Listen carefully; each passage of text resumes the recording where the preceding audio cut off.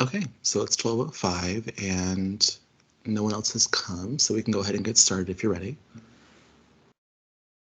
Yeah, I'm ready. Let's do it. Okay, sounds good. So let me pull up our icebreaker question just a second. Would you rather? Oh, I should say. So we're gonna do the same old format, names, pronouns, and then icebreaker question. Our icebreaker for today will be: would you rather be forced to sing along to every song you hear or dance along to every song you hear? So I'll go first. My name is Jonathan. Pronouns are he, him.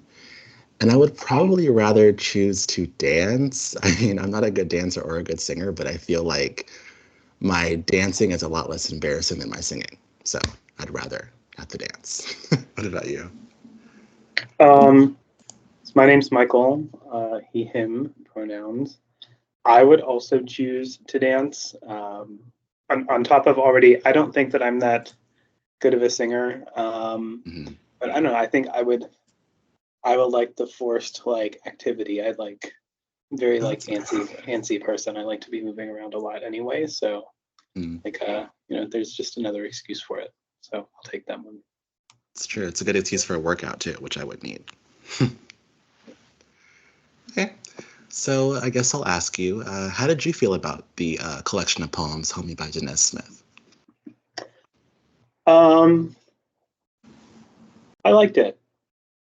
I Mm, did. I will say that I did spend like quite. I won't say a lot of time, but when mm, I was thinking about the collection of poems, I was trying to think like why put all of these things in a collection together and like why this title? Because a mm, couple times some of the things that I was thinking didn't necessarily like make sense or stick with what I was interpreting or reading in some of the poems, but um, towards I mean after more reflection, I see it as just kind of like a like a celebration um, or maybe even just collection, not necessarily celebration, because some of the things are very dark and not celebratory, but mm, just as a collection of things that make Danez feel connected to the people around them and the other people in their life and communities of all kinds. And there were a few times that I got taken away from that because some of the poems are like so singular or just like only about like self and don't talk about other people. But mhm. um, every time I thought that, they're like immediately after or very shortly after or somewhere else in the book, I could like see a connection of how the content of that one thing is like part of what makes them feel connected or in community with someone or a group somewhere else in the collection. But those are my those are my general thoughts. It's very gay. It's very black, Mhm. and I appreciate both of those things. But what Yeah, about what about? Sorry, I just rambled no, for. go ahead. But no. What do you? I'm always curious, of course. What did you think, Jonathan? I actually totally agree with you. I don't think I thought of the reasoning behind all the poems in a collection. That wasn't, I guess, really a concern of mine. But now that you mention, I am thinking about that myself. But I was very confused by some of the poems. I guess I should say I did really enjoy the collection overall. I agree. I love how queer it is and how black it is. I think that's really fun. Shouldn't say fun, I guess more important. Um, but sometimes the poems, like you mentioned, felt so singular and it didn't make sense in terms of like,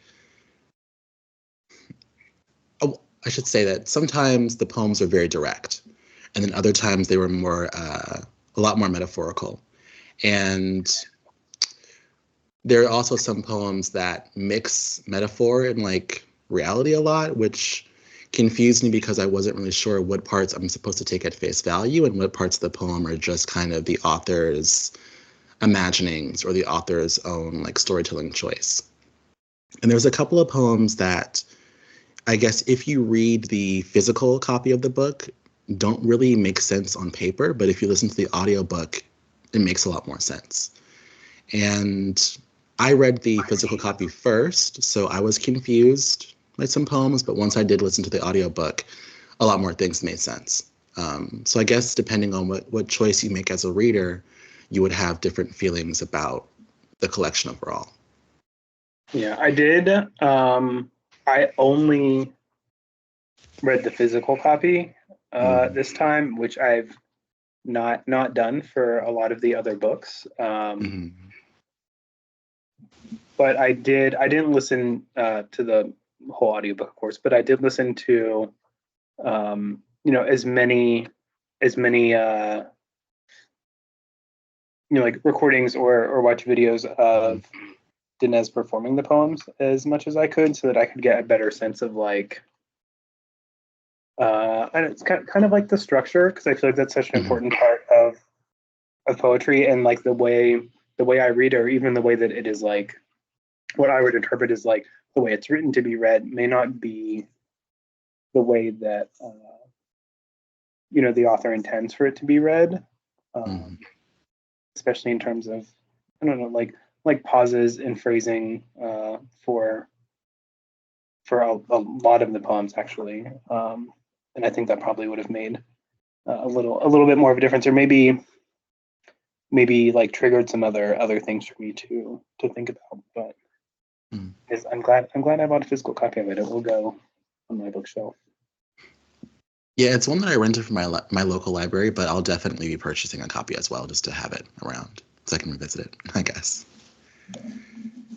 Are there any poems that really stood out to you that you want to discuss? I have notes on a lot of them, so if you have any particular ones you want to discuss, we can do that first, I guess.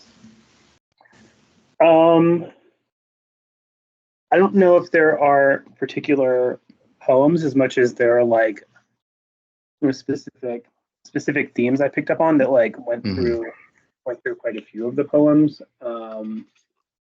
One of them, of course, being like the loss of people, close to you. I'm mostly towards violence, or just like the, systemic oppression of being Black in America, and people going to jail and all of that kind of stuff. But I did feel like there were quite a few poems that, several really explicitly talked about that, but also a couple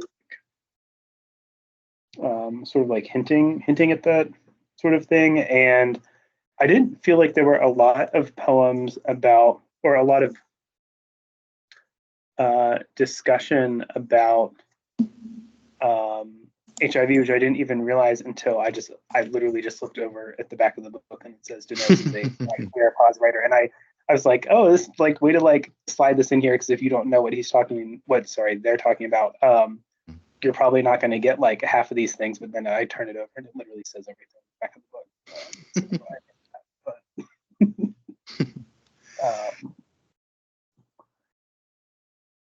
There's two of the like big sort of like themes or recurring things that stood out to me. Yeah, it's interesting that you brought up the not necessarily knowing while you're reading until afterwards that Danez is HIV positive. That's something I mean, I knew when I looked up the book. I read the description, so I guess I already knew that going into it. But you do have a point. If you don't already understand that Danez is HIV positive, when they talk about how they even say themselves, their blood, quote unquote, is spoiled or tainted, you wouldn't really understand what that means. Which is something I didn't think about, I guess, because I knew I knew they were positive. I think that's part of that, maybe part of what I got from a lot of the poems is that, or maybe just because of that particular, like if you, like especially queer people of color are gonna like understand what Danez is talking about or are more likely to. Like they're just going to get it. But I felt like a lot of the poems were like that. Like this is for a lot of them are like for the people that are going to get it without it having to be like explicitly,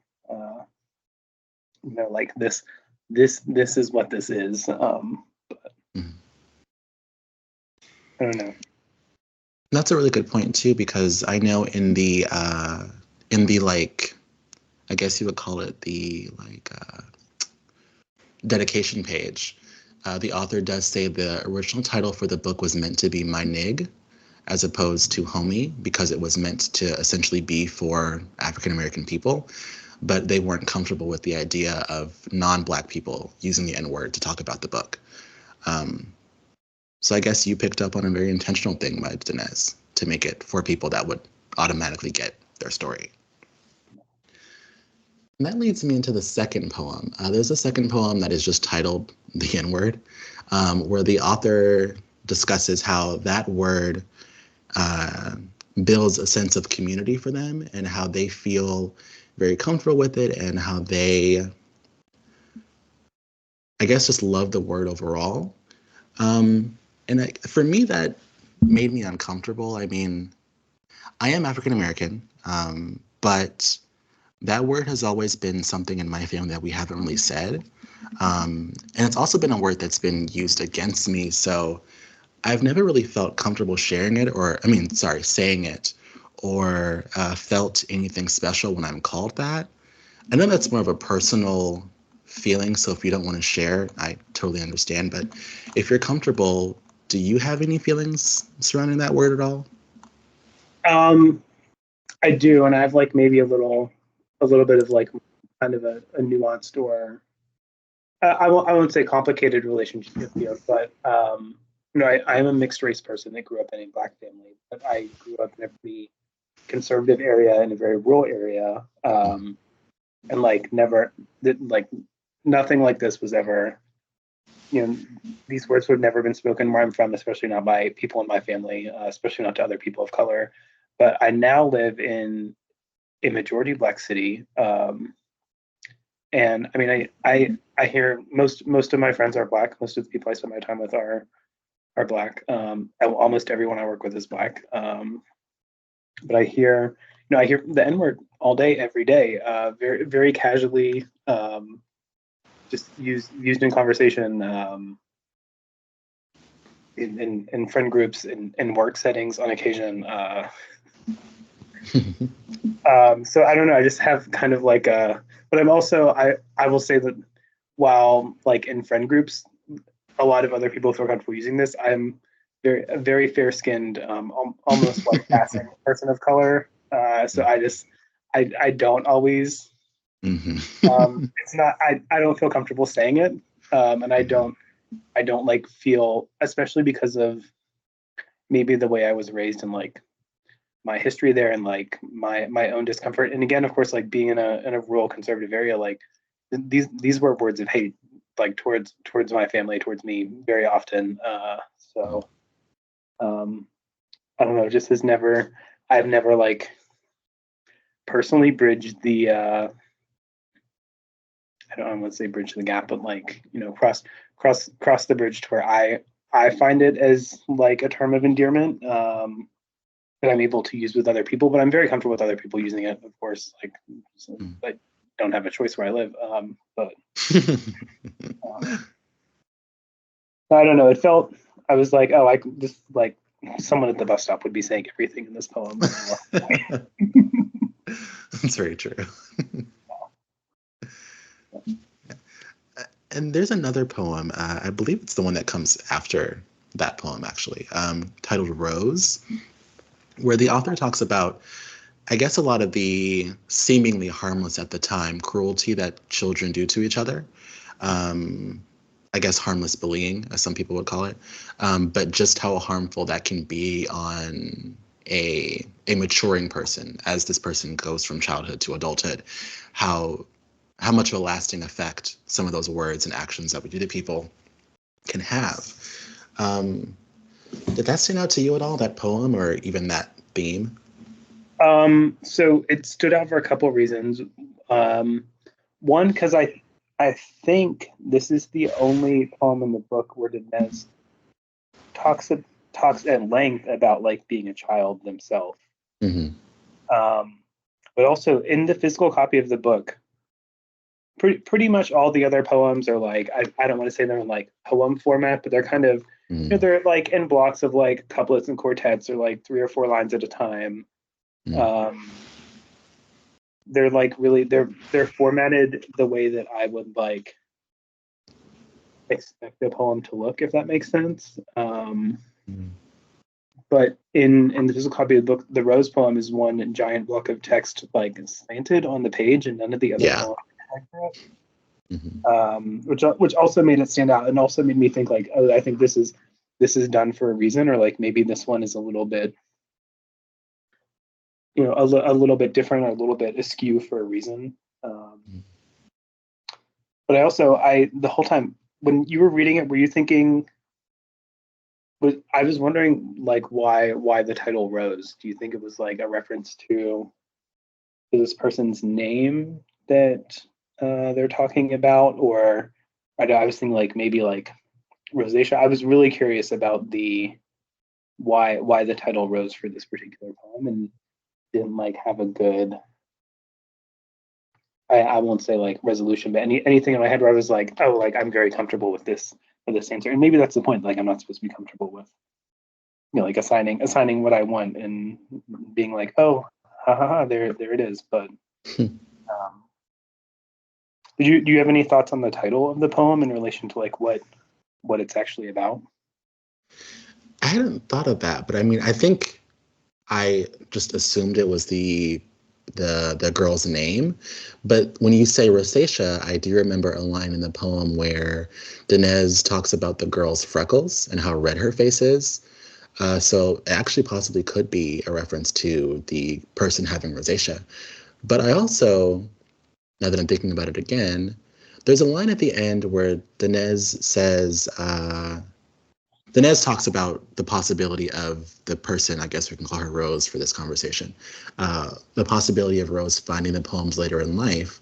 But then Danez also says, when I think back to that time, I think we killed that girl. I think if we are to assume that Rose is dead, maybe the rose could symbolize like a rose left on her grave, possibly like an apology or bidding a farewell to her spirit, or I would think.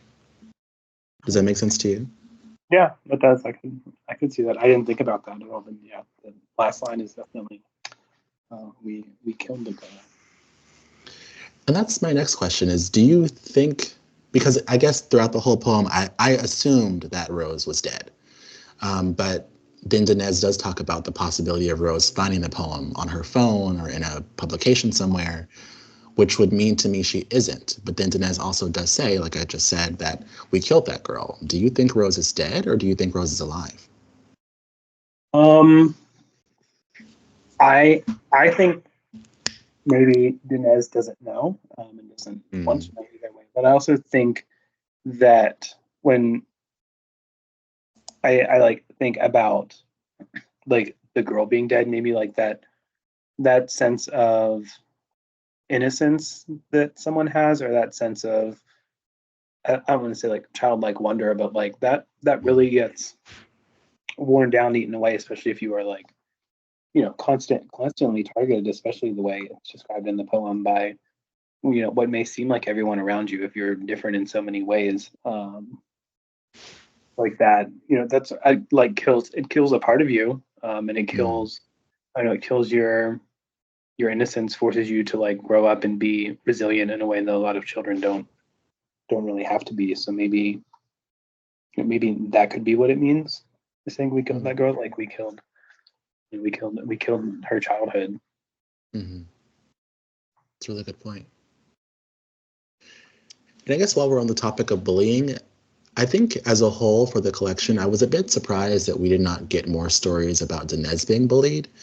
I guess just my own personal experience, I would have assumed that Danez being a Black queer person living in, I would assume like the 80s or possibly early 90s time period, that bullying would have been a lot more prevalent for them. But There's not really much. There's one poem where they do discuss being jumped by a group of neighborhood boys, but outside of that, I don't remember any. Do you? I think there was one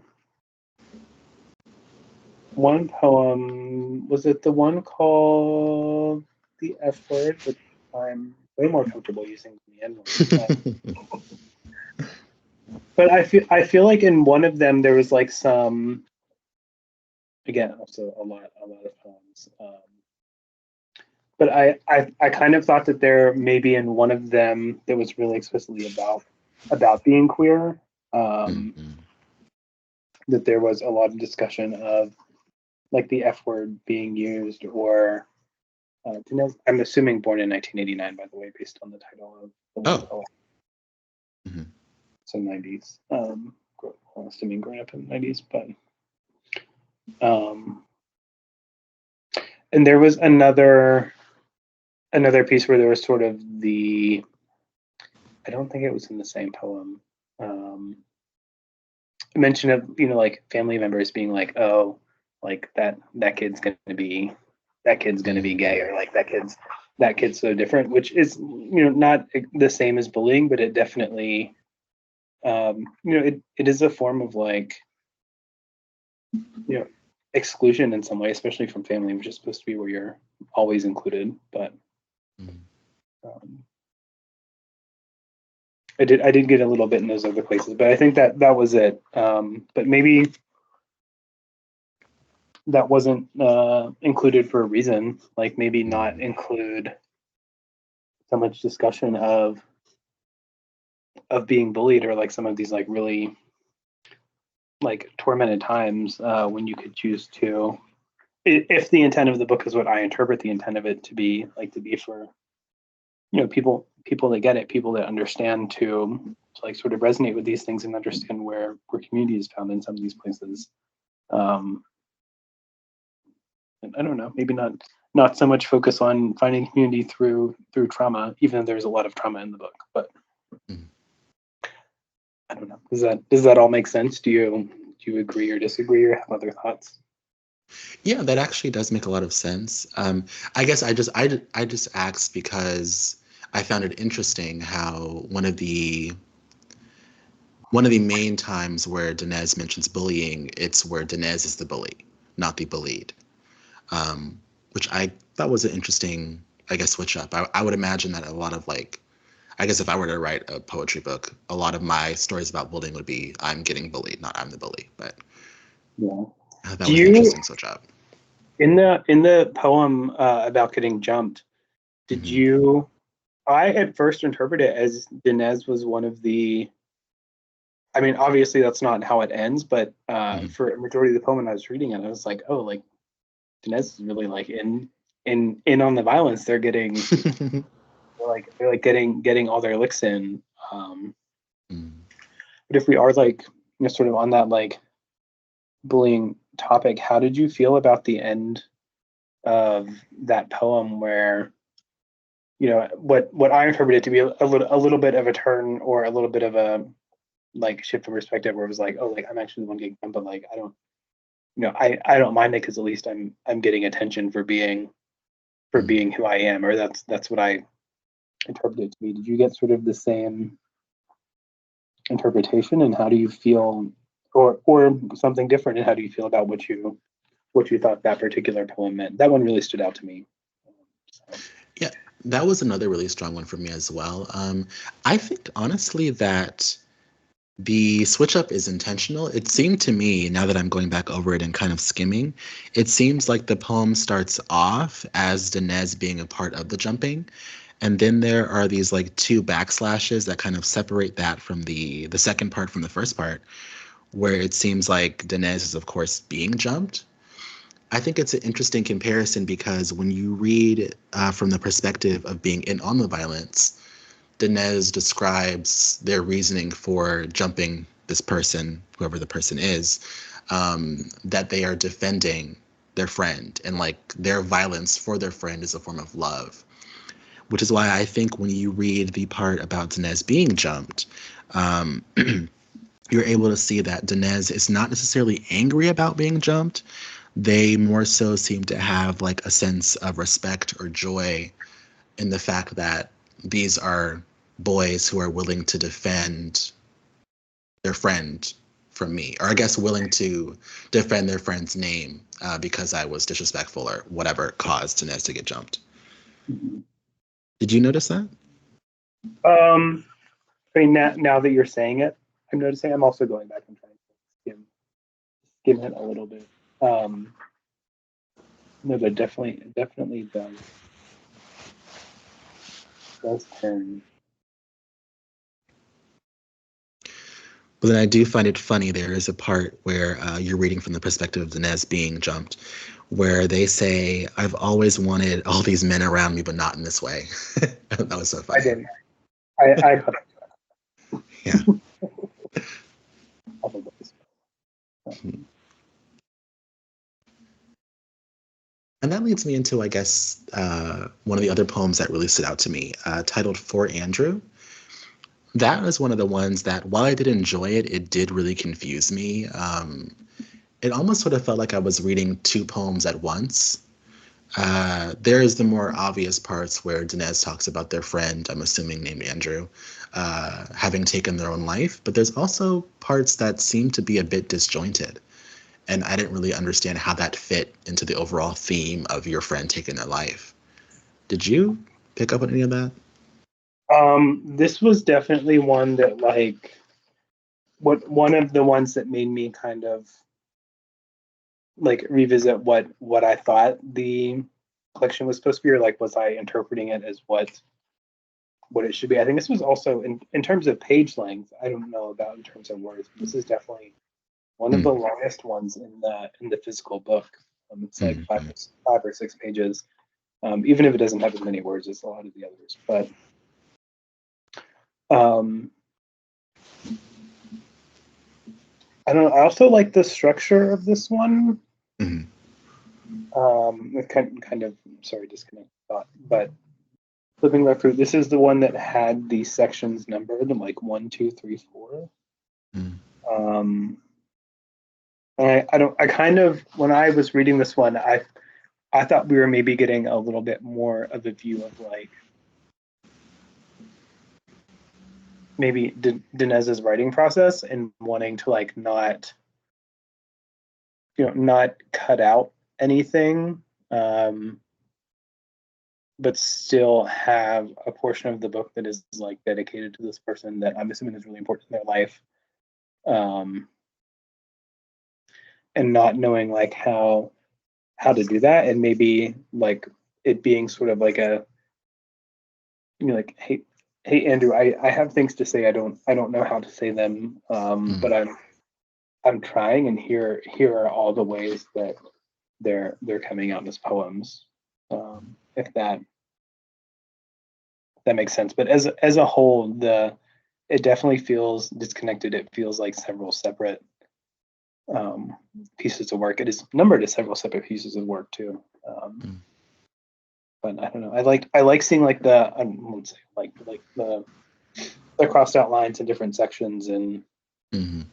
what felt to me like working through like an emotional creative process while I was reading it, or seeing what their emotional creative process might have been. That's a really interesting point because now that you mentioned that, I'm kind of skimming over it again, and I could totally see how it reads almost like a eulogy, and how when someone writes a eulogy, you kind of just get little flashes of all your memories with the person, as opposed to fully being able to write a coherent speech. Yeah. So that actually makes a lot of sense. What did you think of the poem? I don't remember which number it is, but the poem titled "On Faggotness." What did you think of that poem? Oh, hold on. I like this one. Hmm. Was this the one? Um, this is the one where they talk about like people. The I think the only other one besides Rose where they explicitly talk about being a child. Mm-hmm, mm-hmm. I could be incorrect, but at least from what I remember.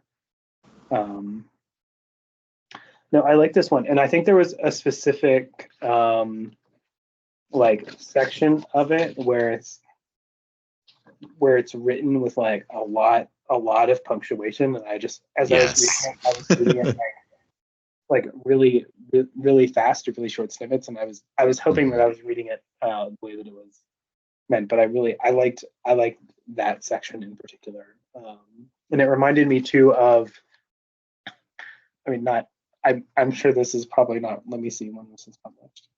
Do you know when this was published? I want to say it was 2020, I Okay, believe. so definitely not related, but Yes, 2020. reminded me a little bit of in gonna show, but whatever. But in Beyonce's Renaissance album, there is a song that has like some little snippets from T.S. Madison, which is like, there's like a particular way that particular, and I was like, oh, this feels just like that song a little bit, and I was kind of like reading that, or like maybe like T.S. Madison was narrating it in my that's what I got on that section of the poem. But I mean, it is true. There are a lot of like very particular things to being a queer person, and it was nice to like see some of those written down, or like as I was reading, I was like, oh yes, like I know what all of these things are. But there was another section where some of them I won't say it confused me, but I just was maybe not getting it. The part after, as I skim back over, where they're saying like, I try not to see myself in the broken humidifier or the moldy potato, or freezer burn chuck roast, and I was like, I don't know. Some of those pieces, I was like, I'm not sure. I'm not sure what the connection is here. Maybe some of these are just like really specific to Nez's upbringing, or I'm like maybe not making some connection there. But was there any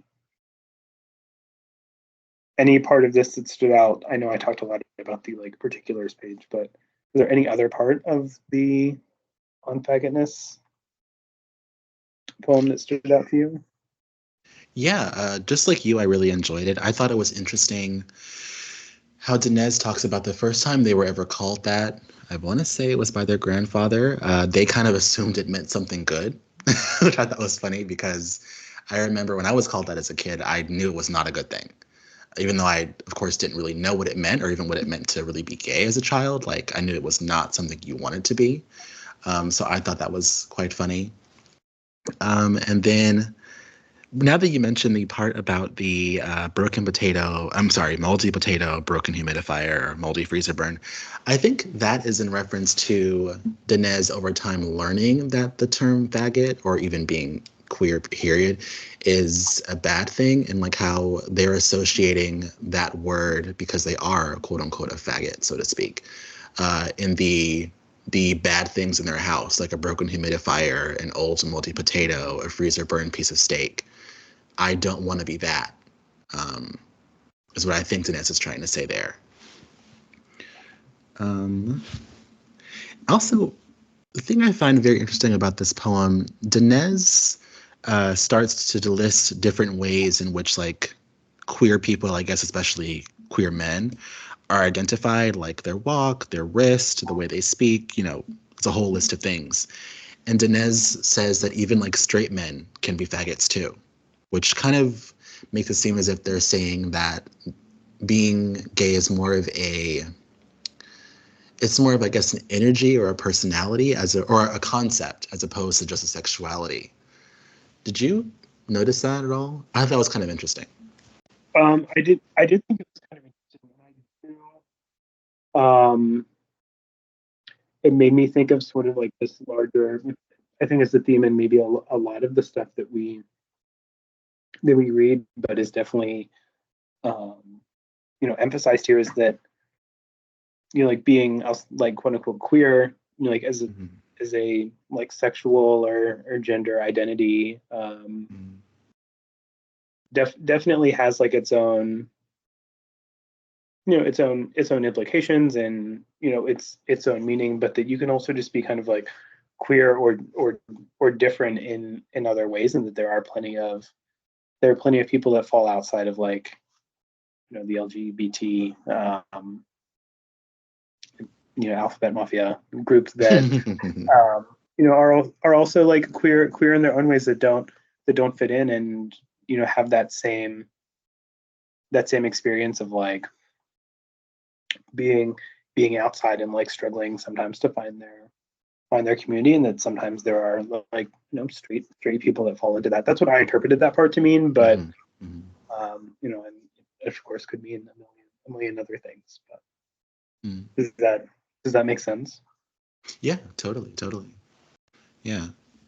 I also found it interesting towards the end, Danez mentions how they find or they feel a sense of community around older queer women, and how it's comforting to see how people have survived while living in time periods where, of course, they couldn't openly be queer without facing persecution or bullying or hate, things like that.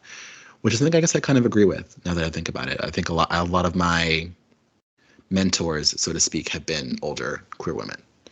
Um, but yeah, I love that poem a lot. I think in that last page, there's a Y pretty close to my house that I go to Hmm.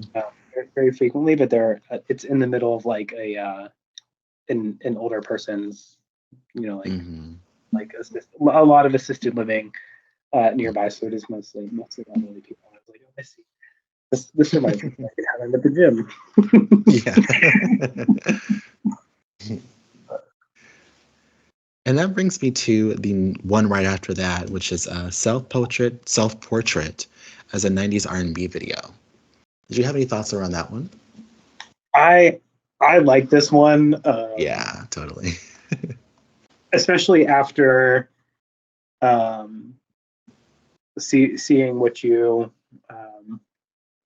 sent in the chat of Hmm. Danez performing this one, like just watching the performance and the way the Hmm. way they move and pause and like really really speak the words with intention. But also this, reminded me a lot of like, I don't know, kind of my childhood, and um, my mother watching these videos all the time. Hmm. Like as a single black woman, like this is like, oh, this is, and it felt very much like at home, and I was like, oh, I've seen this. I've in some ways like lived a lot of these things, but um, there was sort of like a theme in here too of like wanting this life or this relationship or this other person in your life, and like being so in that want that you're like a little bit like upset about it, or like really really getting in your feelings, or having some sort of emotional crisis. And I think that can be, especially for like queer people of color, sometimes that can be a really common shared experience of like, oh, like I I want this. I know this is meant for me. Like I deserve to have this thing too. And like sometimes getting so caught up in that when it may not be attainable or in your life at the moment, that it feels really real, even when it's not, when it's a little bit of a dream. Um, but I don't know. I feel like I've just spit out like 10 disconnected thoughts about that one. I also noticed that this one, I think, no, it was not directly in the center, but it was very close in like the middle of the book somewhere. But what did you think about this one? Yeah, I agree again. I mean, I love this poem. I think because, like you, I grew up with a lot of these like 90s R&B videos. I mean, I was glued in front of 106 in Park every day and like watching MTV when they still played music videos. So it just brings back a lot of my childhood for me. And I think it brings up an interesting point. It's like a lot of these 90s R&B videos, especially the ones that are about heartbreak, sort of glamorize how it feels to go through a breakup or to have a partner who cheats on you or who doesn't treat you well. But in actuality, it's not glamorous. It's actually quite painful. Danez talks about how they're crying in a white gown and they're, smoking cigarettes to all their girlfriends. But I mean, everyone's reality of a breakup is different, but I think most of us don't have breakups like that. That's like very much a TV experience or a music video experience.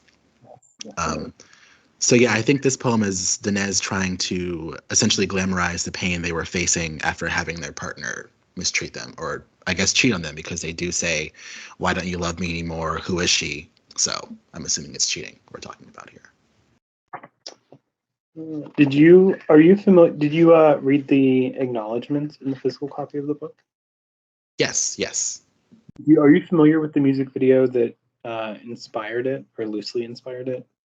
To me, as a stranger in my house. I don't. That one, it didn't ring a bell for me.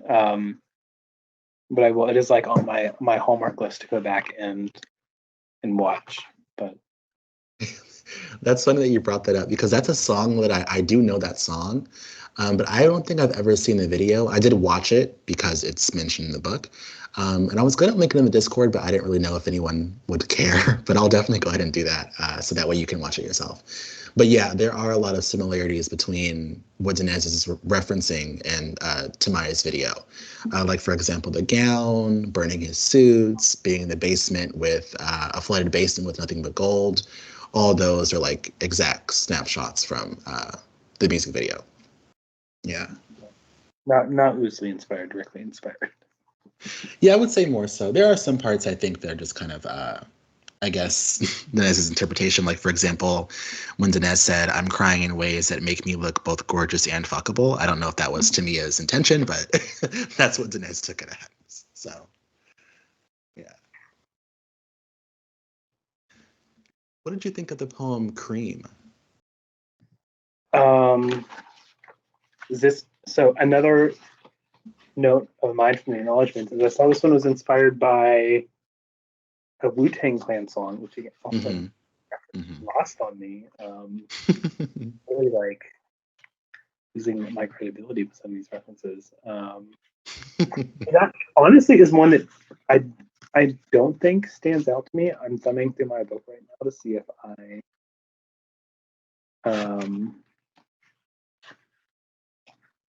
can find it. Do you know if it was before or after? Cream is, let me look just to make sure. I think it was really the beginning. I don't know what page it's on. Cream is towards the end, like a little bit after the second half. It's after For Andrew. It's after Portrait of Myself. It's really more so towards the end of the book.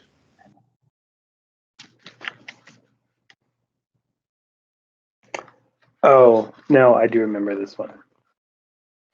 And I saw some of the notes about Morgan Parker. Mm-hmm. In the end, but I didn't do my homework on Morgan Parker yet, which is also on my to-do list.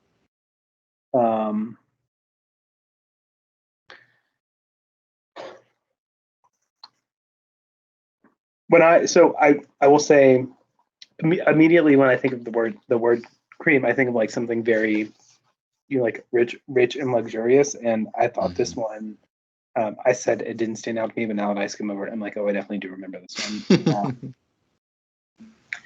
I don't remind me a little bit of like that always, wanting to be more, to have more, which is it's like where we live, at least in America, like driven by capitalism and the need to always want to like level up. But there were some specific lines in here where like, oh, I guess like I get it, like wanting to spend your hard-earned money on the things that fulfill you and make you happy, and not necessarily like on the light bill. and sometimes doing like whatever it takes to make things work financially, and understanding how difficult that can be. Um, but I really liked at the end of it, the last line where the be in debt is a silent black trapped. Um, Mhm. Mhm. that part in particular stood out to me. But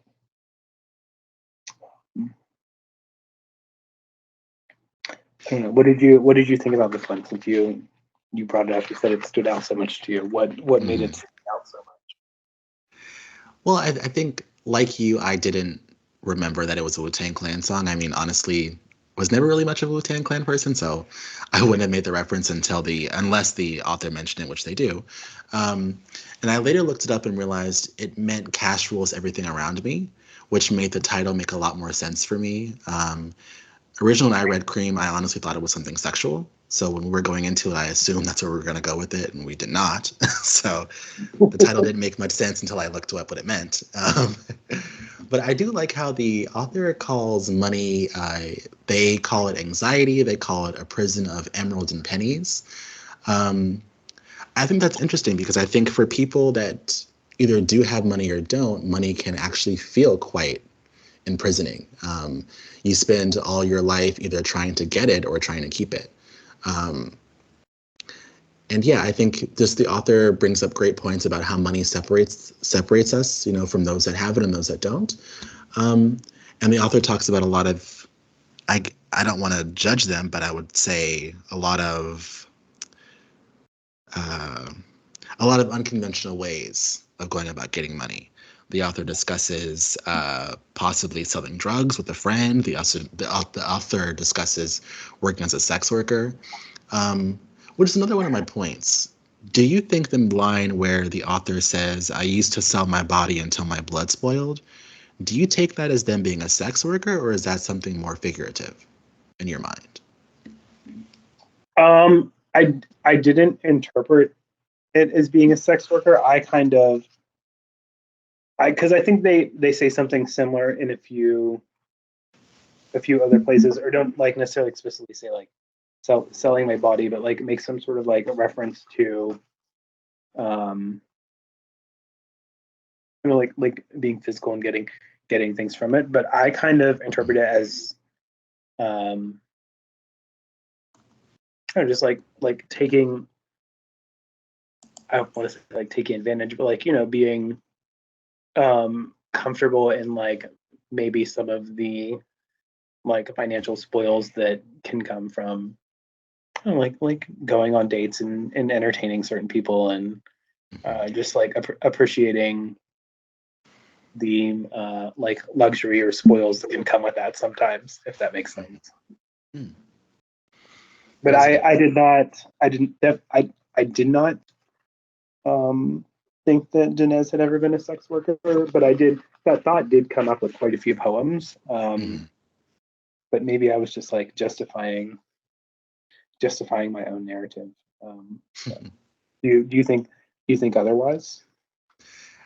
I wasn't really sure. I mean, there are some poems where Danez does talk about using their body, I guess, like you said, to their advantage, kind of using it to get what they want from men.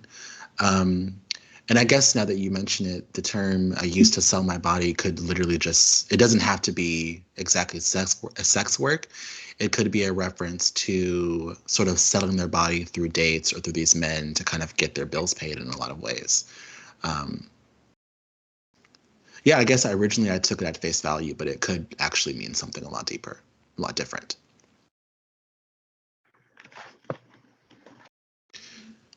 What did you think of the poem Old Confessions and New? Another poem I really enjoyed. Um, That I want to say is like, that's directly after, yeah, directly after that one. oh yes. So this was one of the many poems where I was like, oh, this is like obviously about HIV. Who do they think they're fooling? Yeah. But and, like reading the back of the book, I'm like, not fooling anyone. It's explicitly written back here. um, I it feels like a very, I don't want to say common, but like Mm, just like I don't know, it's like happens to a lot of people, especially like queer people of color. mhm, There's like much higher likelihood of being HIV positive, for a lot of reasons than any other like subgroup. But I did. It was like, I don't know, a little sad and disheartening. mhm, Um, the lines like where it's like it wasn't news, it was legend. Like mhm, I knew what was happening. It was catching up to me. Oh, and as I'm skimming back, it says you were born for this. mhm, Um, but it also makes me uh, think too of, especially, I'm a little bit younger, but very close in age to uh, Danez, and just thinking of like what media narrative, my family would have received about like gay people, especially in the '90s, and like maybe that's like part of any like uh I would say like discontent, but like being like, oh, like this is like really a bad thing. Like you're gonna get HIV and AIDS, and you're gonna die if you're gay. mhm. And I don't know, like especially if they have any memory of that as a child, that part all makes sense. But um,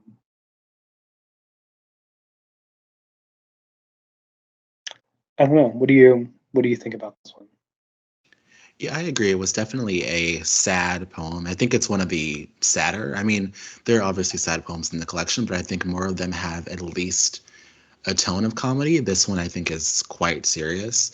Um, and yeah, it just brings up a lot of things for me. I mean, even the line that you just read, it was like legend catching up to me. It was a blood whispering that you were born for this.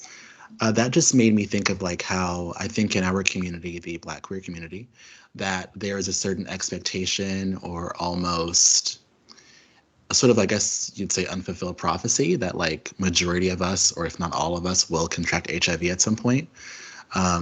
I mean, I remember growing up, a lot of the rhetoric I heard about like reasons why you don't want to be gay is because you're going to get HIV and die. That was like drilled into my brain at a very young age. And I remember when I was in college, we went over statistics around HIV patients and how majority of them are African American and queer men. Um, and yeah, it just shows me, I guess, how stigmatized HIV is and how a lot of people look at it as being a queer disease or a Black disease, when in actuality, any of us can get it, uh, regardless of who you are or who you sleep with or who your partner sleeps with. Um, and yeah, it made me think, like, do you believe that as a Black queer man that like there is, well, did you ever feel that as a Black queer man that at some point you would get HIV? Was that ever a concern for you? If you're comfortable answering, I know that's very personal, but if you don't want to Um, answer that. I mean, it for a lot of time, like almost felt like an expectation. Mm-hmm. Um, yeah, but I will also say that I have like a little bit of I won't say stranger outside experience, but like as a very young child, when my parents were still married, when I was like 4 or 5, um, my parents both like worked for the same people, and two of their kids had died. This was a white couple, Mm-hmm. that had 3 kids, and they had some sort of like blood disorder, but their kids had died because they received blood transfusions with HIV, and then like went Mm-hmm. untreated. So like I have like really specific memories of that, like being a big topic of conversation, but like the people that it affected were just like these, like upper middle class white people, Mm-hmm. as like my first like memories or experiences there, but like definitely as I got older, it was, you know, very very much like the narrative that you're saying, like, oh, like as a, you know, as an African American like gay man, like, yeah, like count your days, it's coming for you. Mm-hmm. A lot of the time, and you know, especially like from my own family, definitely that sort of like, oh, like you don't want to choose to be gay, you know what's going to happen to you, Mm-hmm. that sort of thing. But did you experience something similar? Mm, yes and no. I mean, I don't think I was ever afraid. I think I'm privileged enough to be a young adult in a time period where I understood HIV as actually quite treatable. So I think while there was in my mind possibly a certain expectation that as a Black gay man I would contract HIV at some point, I think I was never afraid of it. I mean, I know when I was in like my early like teen years, I shouldn't say that, I'm sorry, like 18, 19 is what I mean by that. In my young adult years, I dated men who were HIV positive, and it wasn't really a concern of mine. I didn't even really care, because again, I understood that HIV now is not what it was in the 80s.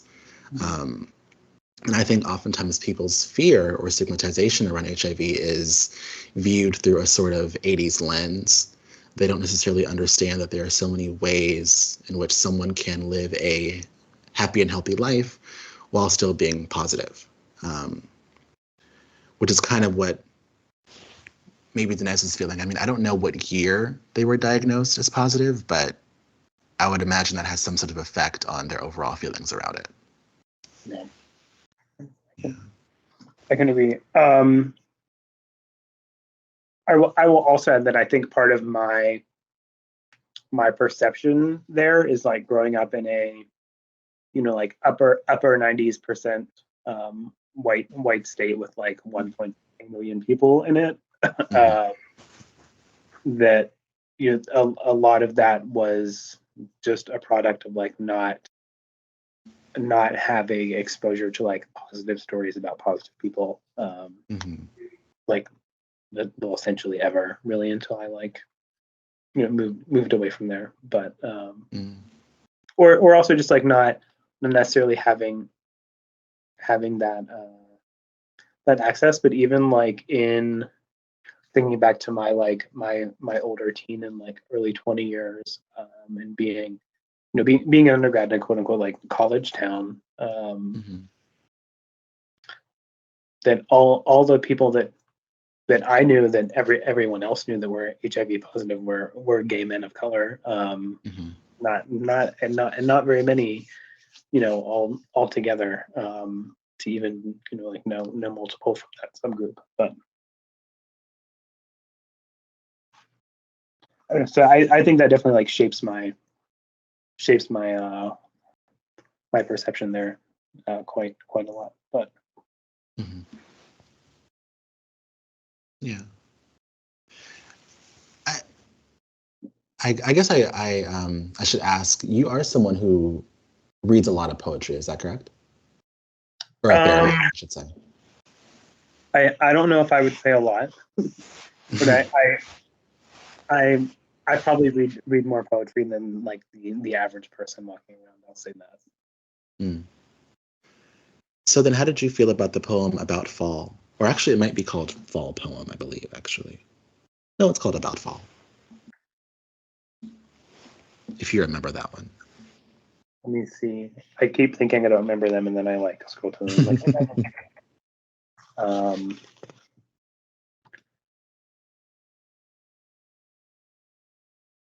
I don't remember. No. Okay. Well, there are actually a lot that I had thoughts on. Do you remember where this one was? Actually, hold on. I can do what Let I me see. like. I can go right to the front of my book where it tells me what page they're on. Actually, I'm sorry. It is called Fall Poem, not About Fall. Yeah, Oh, it's that is. very Let's see. beginning. Yeah, it's towards the beginning, before Rose. Oh, um, I do remember this one. It took me like looking back at 2 lines to remember this. Mm-hmm. So actually, I will. is a little bit funny because I went to like an event yesterday, or like I volunteered to do something yesterday, and there is a like youth poetry team that performed as part of the like opening or like introduction to this event from one of our public schools here in the city. And I was like, oh, almost everything that they performed, which was all original poems. I was like, this really reminds me of like this poem in particular, and there were a lot that fall into this theme of just like the like literal and figurative death of people in the Black community, sometimes for like no like no good reason. Well, not that's to say always for no good reason. But I don't know, it was like just like a weird moment of like, oh, this is like connecting to another part of my life that I had not expected to connect to. Also, I had no idea there'd be like a poetry performance of this thing I was going to. So it was like very funny because it was like they did quite a lot poems, but also have like some homework to do there too. So I was like, oh, I like want to more, know some more about what they're doing as high schoolers. But I in some places it's like such a harsh reality. But I don't know. I also was having a conversation about this earlier. Talking about what the kids performed, and like, I don't really in my own life perceive some of the things that they said of like people like dying so frequently. I live in one of our majority Black neighborhoods in the city. In one of our like well, I wouldn't say like crime ridden neighborhoods, but I don't know, and maybe like sometimes not the nicest area. I live like in a weird middle space, but which is fine. I love it. I love like being where I am. But some of the things that these kids were talking about, I was like, I don't see this where I live, and it makes me wonder, like, is like 1.5 miles away from me, if I just like go over 20 blocks, is this really like what's going on? But it didn't make me think about this poem where sometimes there's like this perception of you're just like so much death and violence sometimes that it can feel like everyone around you is is falling, or maybe that there is just like it's hard not to remember the people that have been lost, and maybe that's part of it, that like even one is too many, and like when 6 or 8 or 18 or 20 or 30 people that have been lost to like unnecessary like violence or brutality. I don't know, like what kind of impact does that have? Obviously a lot, but I don't know. What do you think about this one? I say I don't know a lot, and then back to you to answer your. Well, I mean, this poem is powerful. The author does talk a lot about gun violence, but it wasn't necessarily the poem that stuck out to me. It was more so the juxtaposition of this poem being so heavily rooted in like trauma surrounding gun violence. But in their previous poem, Old Confessions and New, they discuss how essentially poetry for them, and possibly for a lot of other poets, is exploiting your trauma for money. And I thought that was interesting how Danez was able to point that out, but still chose to do that in this poem. And I guess I asked whether or not you read a lot of poetry because I was curious if you notice that if you notice that surrounding a lot of poems or poets, that they tend to exploit their trauma for fame, money, gain, whatever. I will say from my experience yesterday, yes. And I mean, granted, like, like I understand that like these are high school students that I was seeing, but also I was like, there are also really a lot of great, wonderful things that are happening for these kids. Mhm. Like they're across the street from one of the best hospitals in the whole world. They're like, getting all of these, wonderful things, really kind of a world-class public education. And, their poems are about racism and gun violence, which are Mhm. granted, yes, are realities in their world. And I don't want to ignore that, but I did a little bit want to see some like, oh, like I learned something new today, or like I had lunch with the doctor and it was actually cool. But I don't know. So, I mean, maybe that's not what's making impact, or maybe that's like not what's going to help them get their poetry noticed. And Mhm. I have mixed feelings about that because Mhm. I'm a big fan of like telling as much of the story as possible, or like both sides of the story, or I like to focus on positive things too. Mhm. And I think like reading some of these poems, and generally when reading poetry, like, yes, it is very easy to focus on like some of those negative things, and I understand like some of those like really really heavy emotions and traumatic experiences are what like brings someone to write like like a moving poem. But yeah, I don't know. I Yeah, didn't. I'm sorry, go ahead. No, that was the end of my thoughts. Yeah, I totally agree. I think that is an interesting discussion to have, like whether or not these poets are consistently exploiting their trauma for gain, but at the same time, which I mean, I think that is possibly you're right. I mean, it is your trauma and your story, and if that's how you want to share it, so be it. But I think there's something to be said about poets who focus on that. But at the same time, Danez in the poem does say, no one wants to hear a poem about fall. They'd much rather hear about a fallen body, which is true. I think that stories about tragedy, especially towards people of color, are the ones that are uh, consistently revered. Whereas the poems about like black positivity or like living a good life as a black person, no one really has the same amount of care towards those stories.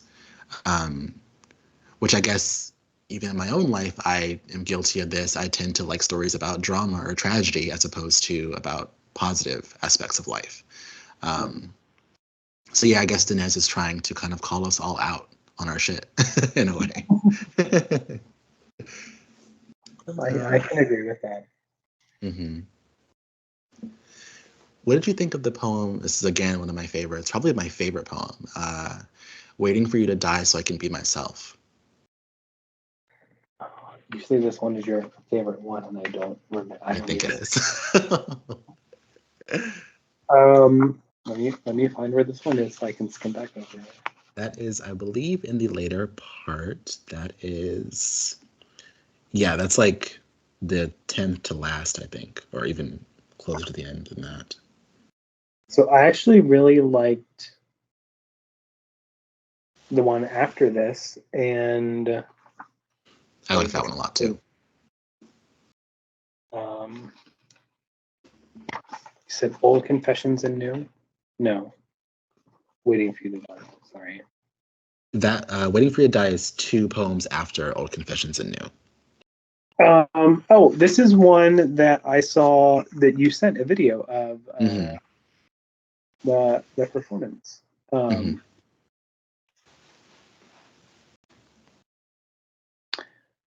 there were some parts of this one that were a little bit harder for me to conceptualize or like fully Mm. understand what Danez is trying to say or get at. I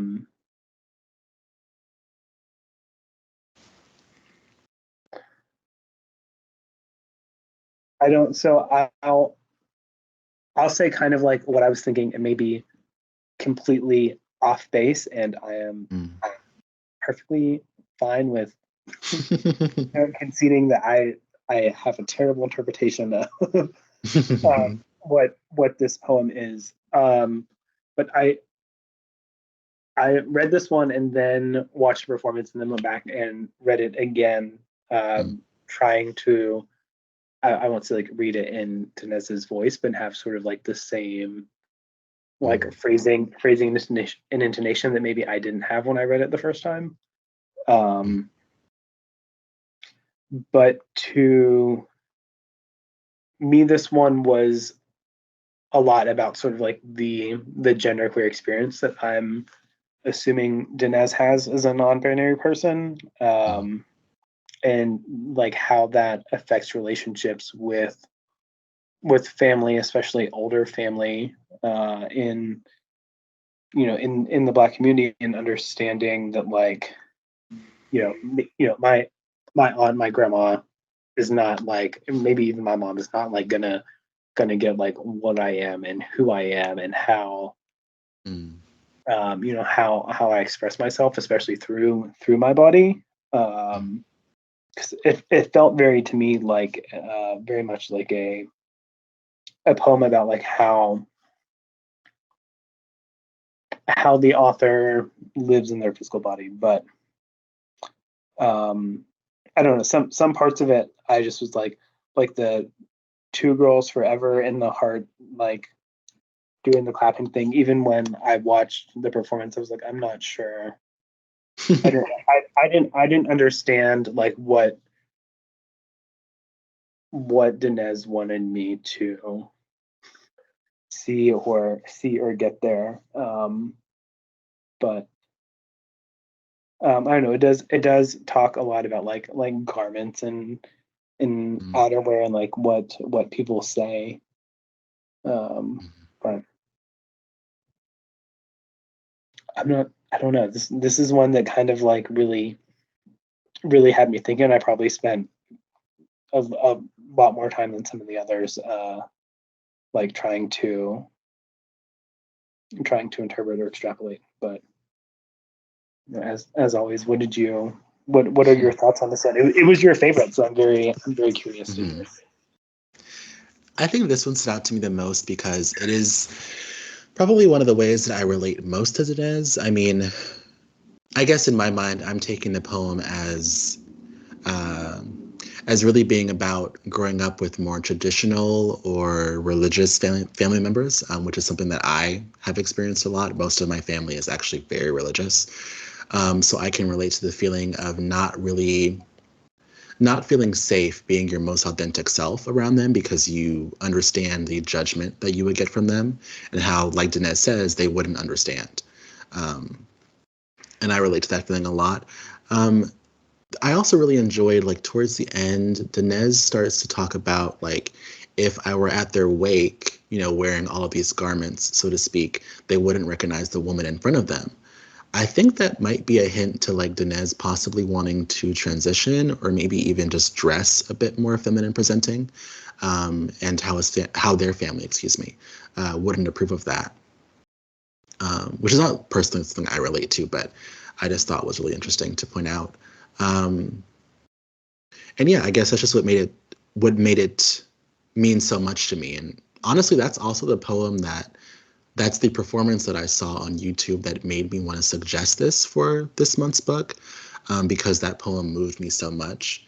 And I think even the sentiment of like essentially having to wait for someone to die in order to feel comfortable being yourself is something that I think a lot of queer people, I would also imagine a lot of trans people, have felt if they have more traditional or religious family. But I don't think I've ever heard anyone put to words. So yeah, I have to give Danez props for that because that's definitely original to me. Likewise. I will also just say the one before this, the happy hour poem, I was like, oh, my grandma definitely does this. I'm just like going to funerals of anybody in town, but also maybe because I grew up in a town with like 15,000 people, so just really just like loosely know everybody. But I was like, that one just it made me laugh a little bit, even though it was about funerals. That was another really cute poem. It's in my mind, it's just about the way that friendship transforms as you get older. The different, I guess, the different needs that your friends may have when they're in their senior years versus in their early 20s are very different, and how you still work to fulfill those needs if you can. That was a very sweet poem. I know you touched on in Waiting for You to Die about the two girls playing hand games in Danez's chest. I think that might be a reference to The Color Purple. Have you read that book?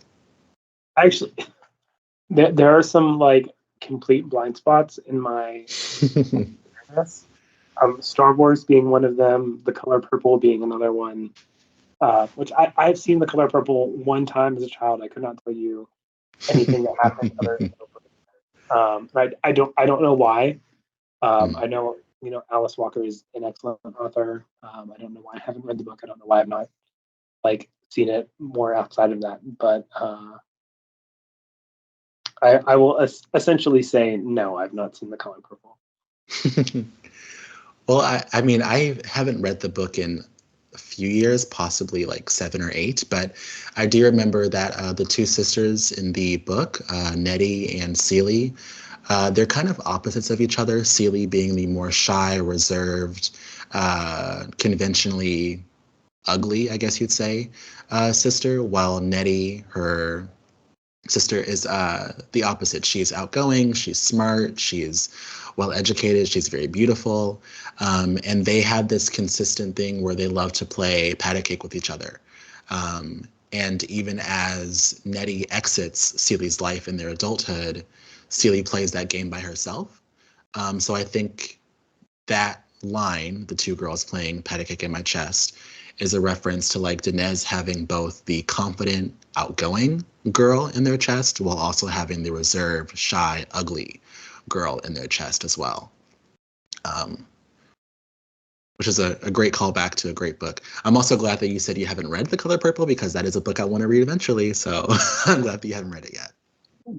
And that also just maybe like feeds into maybe some more of like my interpretation that like everything that's in here is for the people to get it, and I don't have that reference, so I did, which makes a lot more sense now. That you say that. I'm familiar with the characters and like the general story of The Color Purple, so that makes a lot more sense.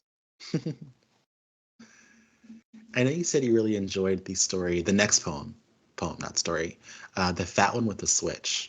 What do you think of that poem? I mean, I liked it. It was this one, and there was like 3 or 4 in a row in what I guess I'll call the I don't want to call it the Japanese section, but that I felt kind of went together.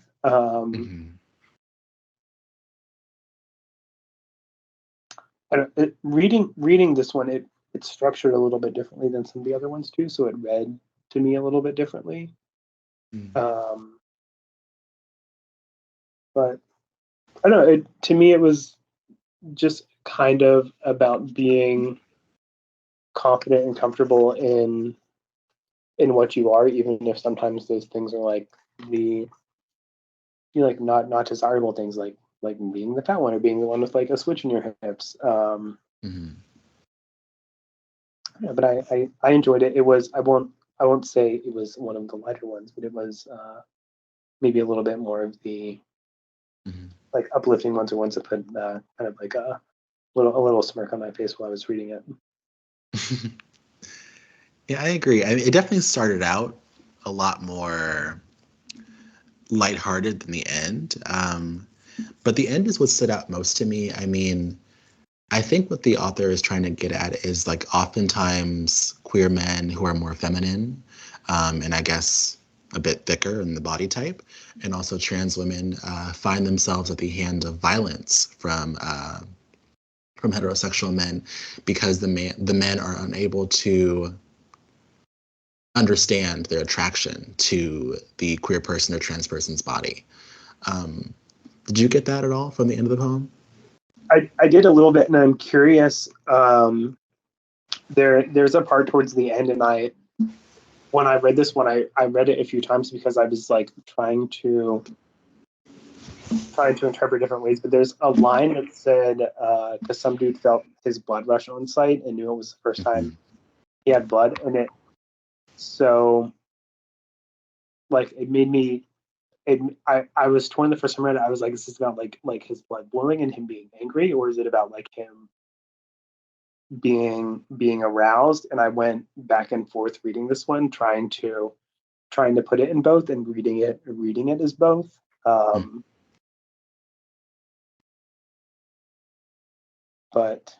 I don't know. I definitely got sort of like the what you were saying about maybe more of like the femme or trans experience and how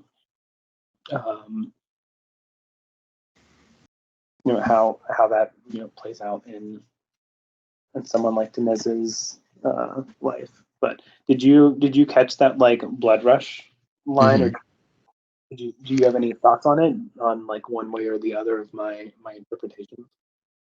Yeah, I mean, now that you mentioned the anger, I didn't think of that. That's a interesting take on it, but I did take it as arousal. I mean, because the author does say it was the first time he knew he had blood, which I think even the author next says like not the razor taught them, the razor didn't teach them that, his daughter's birth didn't teach them that, and then of course they go on from there. I think that's just about like how all the different ways in which like maybe closeted or heterosexual men who are possibly bisexual, they don't, they have never felt true attraction until they are faced with possibly a trans person or a feminine queer man. And how that is the reason why these trans women are targeted. Because I mean, if I'm being honest, even my own experience, being someone who's a bit chubbier and a bit more thicker in certain parts of my body, I've had to deal with that. Men who, like, out of nowhere turn aggressive, and I just don't really get it. And then I realized it's probably because they're not comfortable with how they feel around me. So yeah, but I do think it's arousal. I do think it's arousal. That makes more sense. I'll agree with you on that one, especially going back and rereading some of these parts at the end. But. What did you think of the poem My Nig? That's like towards the end, I believe. I like the next to last one. This was another really long one. A longer one. So I did, when I first got to this one, it made me think back to the note at the beginning about the title of the book.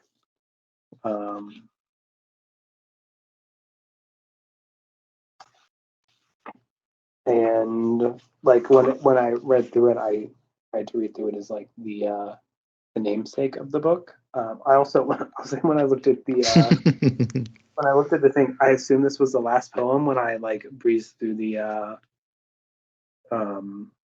what's it called at the front where all the things are listed. Table of contents? Yeah, table of contents. Thank you. I was like, wow, like I've never read it before. I don't know what it's called.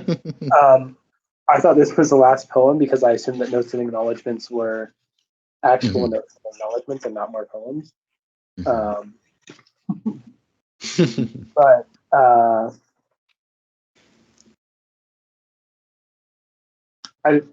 I felt like it just kind of like I won't say summed up, but like brought together a lot of the themes in the book, and what for me solidified my like, oh, this is what I think this collection is supposed to be.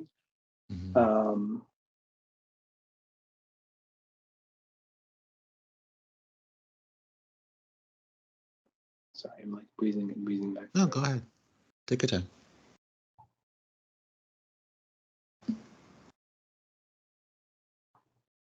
No, just definitely like an ode to the things that make Danez feel. If anything was like a celebration or an ode, I would say it is this particular poem. Mhm. The things that make Danez feel connected to the people around them, or maybe the people Mhm. that may be reading this. But Mhm. what did you think about this one? I thought this poem was so touching. I mean, it just really goes over how impactful even uh, small attempts of someone reaching out to you or small attempts of communication can be so meaningful to someone who's deep in depression or possibly, in this case, suicidal. Um, Danez even says during the times in which they've tried to, when they're about to take their life, they've gotten a small text like saying, "Hey, what's up?" You know that, and that's something that like I think as the friend reaching out, it feels so small, it's just a small effort, but it can mean so much to someone who's struggling.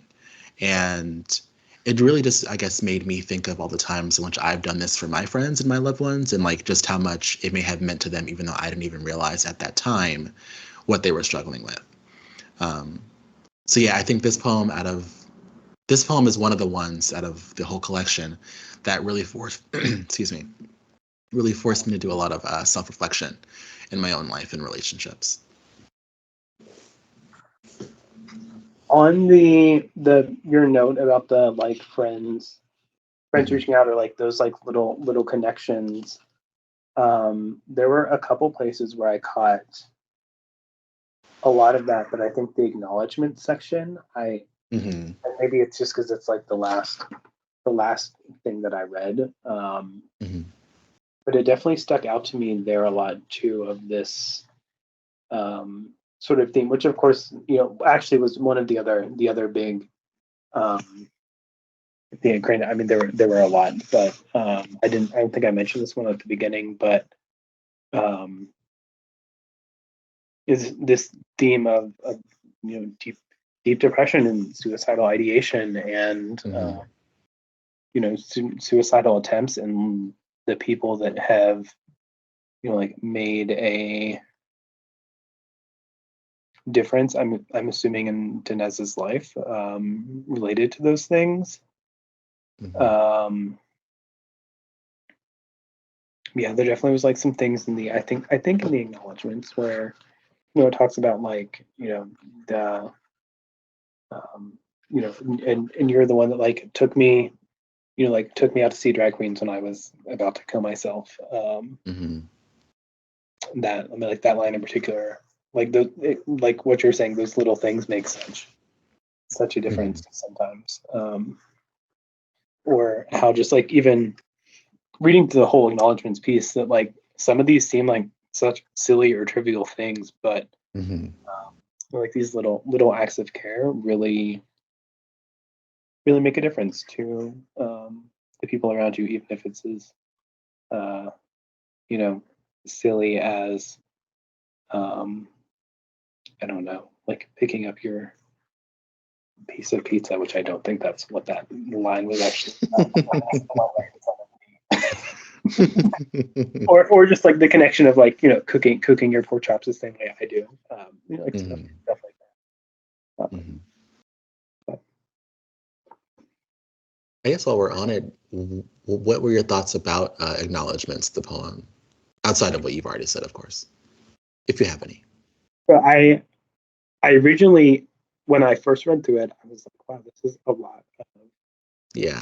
different people. And I will say, while I was reading through it, I was like imagining, um, I won't say like a lot of people in my life, but there were definitely was like, oh, like I can see like this line reminds me of this person, this line reminds me of this person, this reminds me of this person. But I liked when I read the true, I'll say true acknowledgments at the end, Hmm.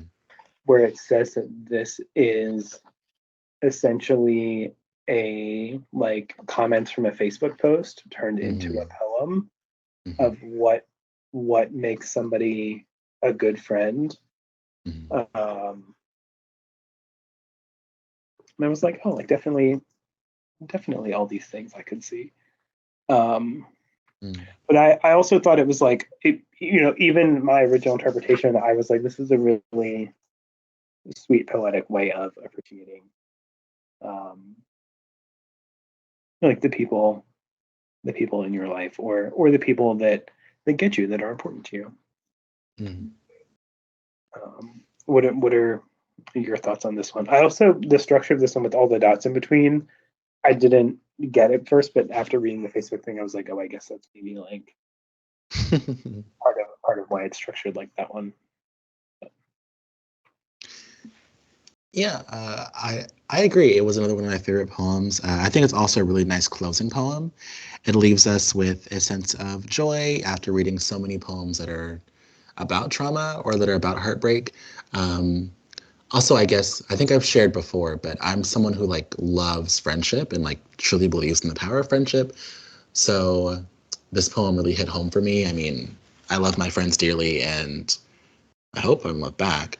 Um, so yeah, this poem was really sweet, especially when, like you just said, the author does say that this is a collection of Facebook comments, and then it makes me think of all the ways in which like people's friends have touched them or they've touched their friends. Um, so yeah, it was really beautiful to me. I guess I don't really have much thoughts outside of it was beautiful, but that is my main thought. Well, I agree with that. That's a good thought.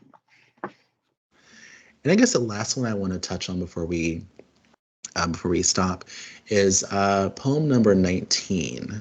So I also believe is towards the end. Shout out to my N-words in Mexico.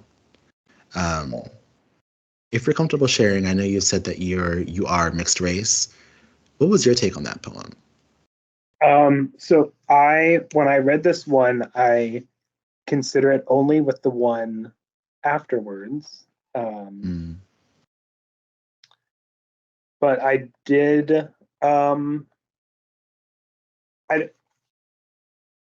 I appreciated the what seemed to be like really open sense of community, and like putting this in the lens of like Danez is an American person, hmm like lives in the United States, and just acknowledging that like you get, well, Black people are probably like the, most oppressed, in many ways mm, in this country, that there are so many other groups that are, still constantly, oppressed and racialized and targeted and, discriminated against, and just like the acknowledgement of all of those, and there's so much similarity between, um,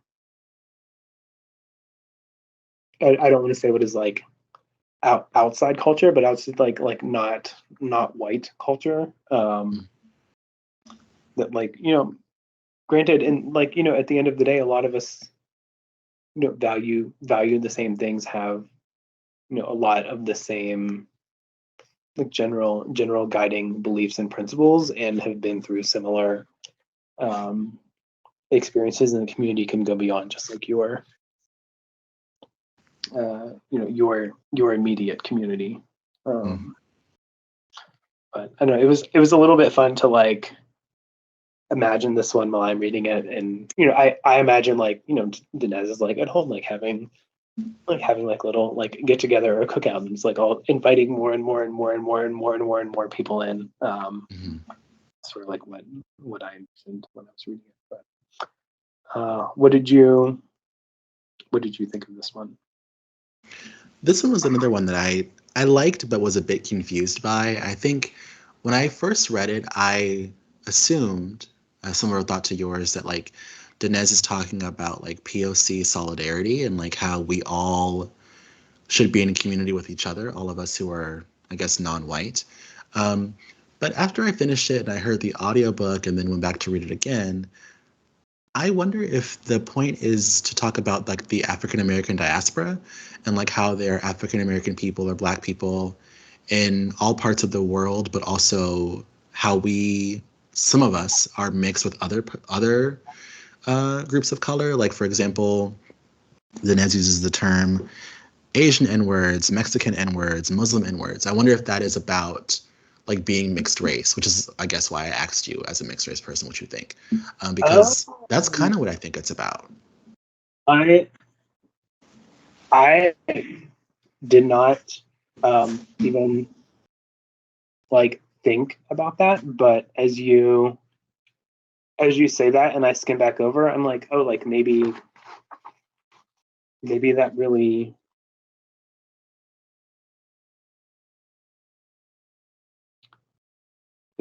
is.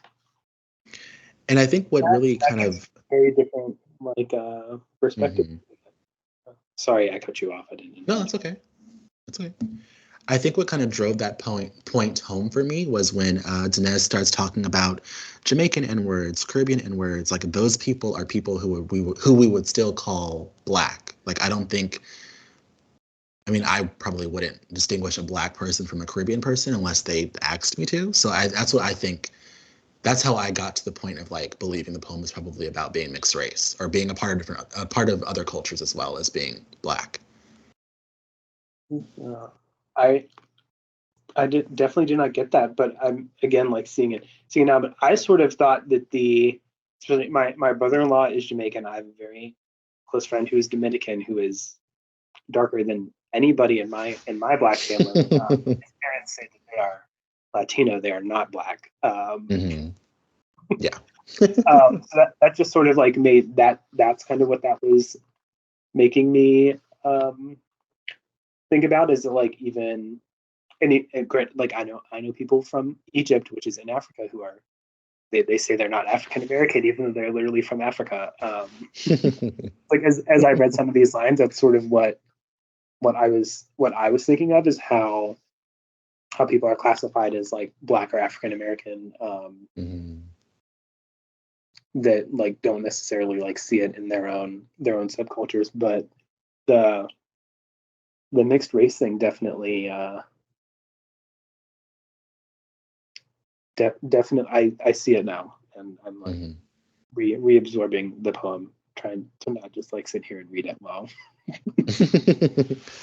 And I guess also because in the before we even start the poetry collection, Danez does say, like, I wouldn't want non-black people using the N-word. So I'm assuming they also wouldn't want to call non-black people that either. Um, so yeah, I get, but that's whatever. But um, I guess before we end, there is a quote that I found from Danez in an interview. They say that poetry at its best offers a human connection. It creates co-conspirators in the work. Someone hears the poem and they either become your partner in healing, your partner in mourning, or they become your fellow activist. Poetry can both rile us up and calm us down. Do you agree with that? I want to agree with it, but I don't I don't I will say with like a healthy dose of like outside perspective, I don't know that like only those three categories. I think that sometimes people read a poem and they don't. Yeah, I don't remember what the first one was. I remember being a mourner and an activist. What was a co-conspirator? Is that the first one? Co-conspirator, and then the first one is they become your partner in healing. A partner in healing, co-conspirator, Hmm. activist. I think that there can sort of be still an outside perspective where someone just like doesn't get it, Hmm. or maybe is still like I won't say enemy, but like a little bit of an antagonist. But I don't know. I enjoy poems. Hmm. I think that probably the intent does fall into what you just said, but that it may not always end up that Hmm. way, especially in a book like in a collection like this one. Like I think there are some people, I mean, in my own life that would read this book and just would not get so much of what's in it, or just like would not be able to, I don't know, just wouldn't understand what I interpret Danez is trying to say. And again, like there are even like things that we discussed in like completely like went over my head. And I felt like I got like so much what was in here, and I was like, oh, like, huh. But you know, like even then, still there was like stuff I didn't catch. So I don't know that that's always true, because I think a lot of poetry is like so. And I don't want to say like so personal, but you know, it really is like from, I don't know, like your point of view, your perspective, your own experience, and that may not always line up the way that you know, that suggestion that it has to be like foreigner, co-conspirator, activist, healer, right? Or those before. But it may not line up into those, but Yeah. I think you make a really good point. There are definitely people who can hear a poem and essentially feel nothing or take nothing away from it.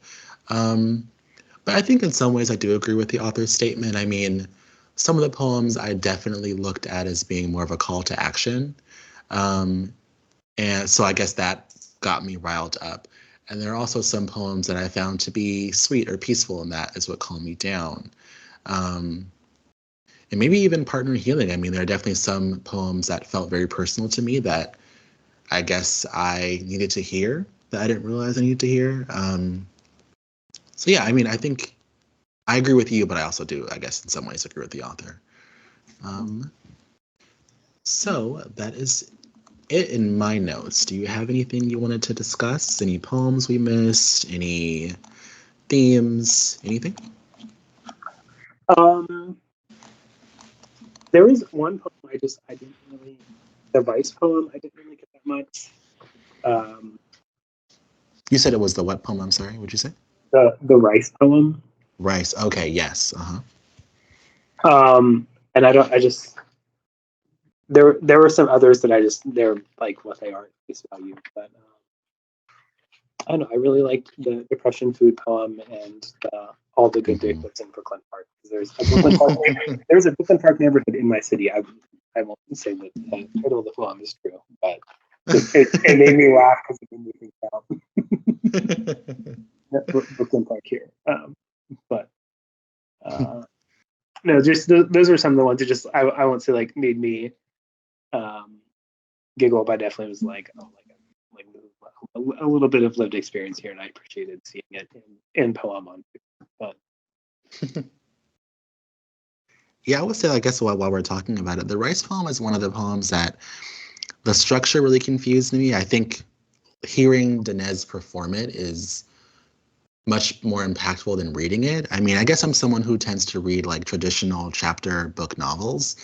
And I think that chapter book novels, out of really any sort of genre of book, is very structure focused. And I think poetry, or at least what scares me about poetry and reading poetry and analyzing poetry, is that poems don't have to follow a certain structure. I mean, I remember being in school and like having a poetry unit in my writing classes, and like I was always taught all poems have to rhyme and there's all these different rules to poetry, but then you read a poetry collection like this and all those rules don't exist. Danez has some poems that do rhyme, some that don't, some that are very straightforward, some that are more metaphorical.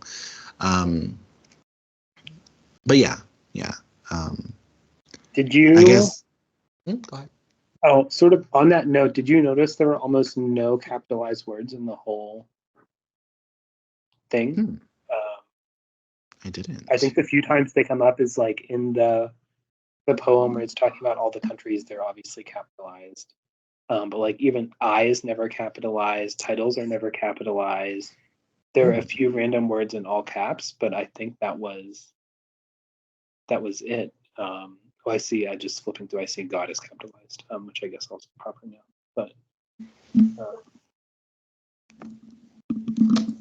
I did not realize that until you just pointed it out.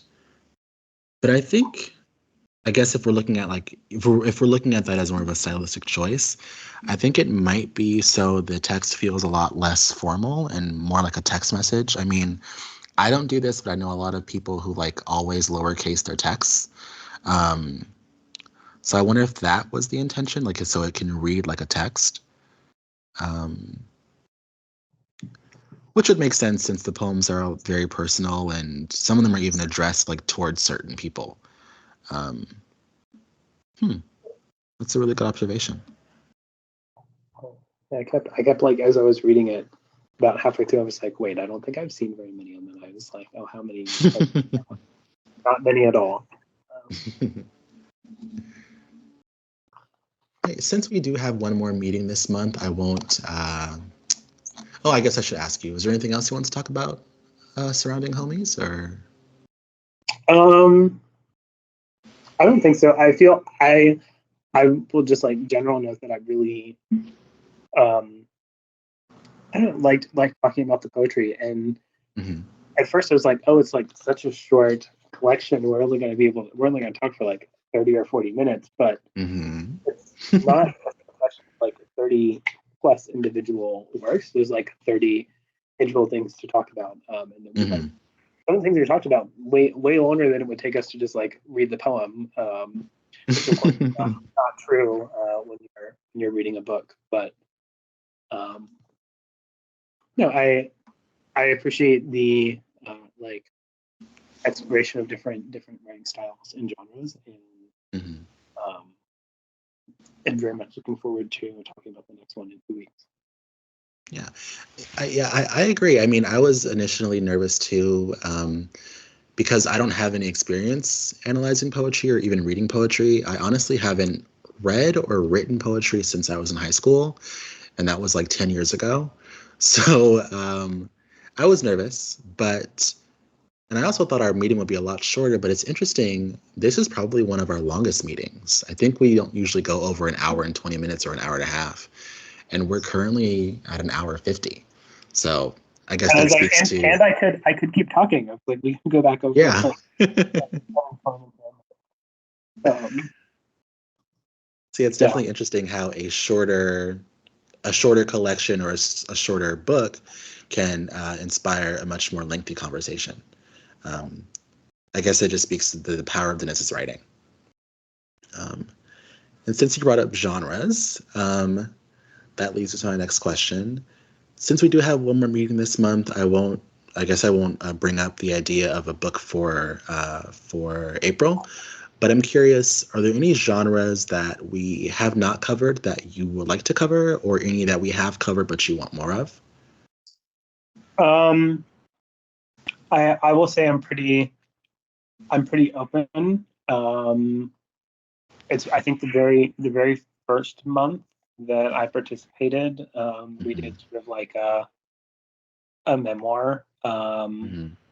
And I did make a comment that like while I appreciate them, I don't want to talk about them every month. But I think it's been like Hmm. 6 months since then, so Hmm. it could be a good time for another one.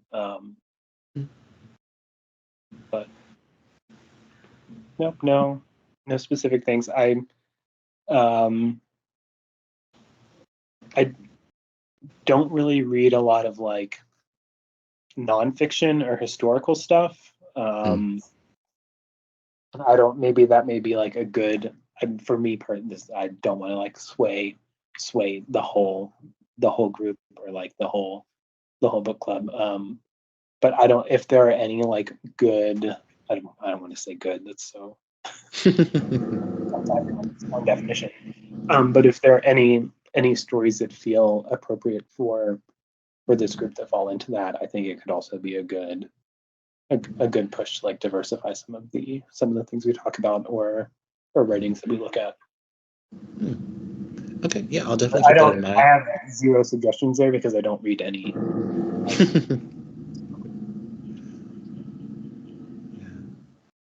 And I guess I should also say, I realized as I go back listening to our meetings, I realize I don't ask you if you have any book recommendations.